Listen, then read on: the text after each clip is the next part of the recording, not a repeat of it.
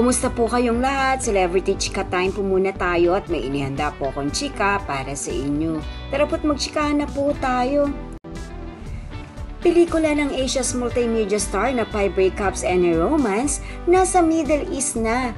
Yes, mga maka-celebrity Chika Time, tunay naman nga pong kahit saang bansa o dako po ay showing ang 5 Breakups and a Romance na pelikula ni Alden at Julia. At yan, ang ichichika ko po sa inyo mga maka-celebrity Chika Time. Bago po tayo dumako riyan, nais ko po munang batiin mga team bahay, team abroad at mga seniors natin dyan. Shout out po sa inyong lahat at happy Wednesday po. Sa ibinahagi nga po ng management ni Alden Richards, kanila pong ipinakita na showing na po ang 5 Breakups and a Romance sa gawing Middle East. Ito po ay mapapanood sa UAE, Saudi Arabia, and Qatar. At nakahanda na nga po sa Dubai, UAE na mapanood ang 5 Breakups and a Romance sa mga sinihan dito.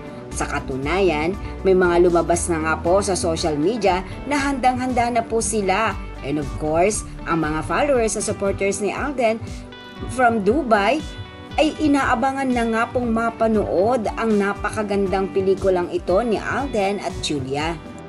Yes po, paniguradong patok na patok at hit na hit rin po ito sa Dubai.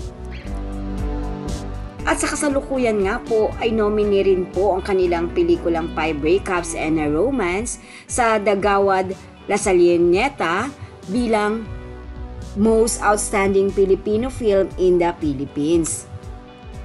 Na matutunghayan nga po natin ang nasabing award-winning body sa darating na January 29, 2024 na magaganap nga po sa De La Salle University. Yan po ang aking chika updates for today. Salamat po sa inyong panunood. Huwag po kalimutang mag-subscribe. Pwede po mag-comment sa ibaba. Basta't wag lamang po harsh o nakakasakit sa isa't isa. Salamat po muli. Spread love, not hate.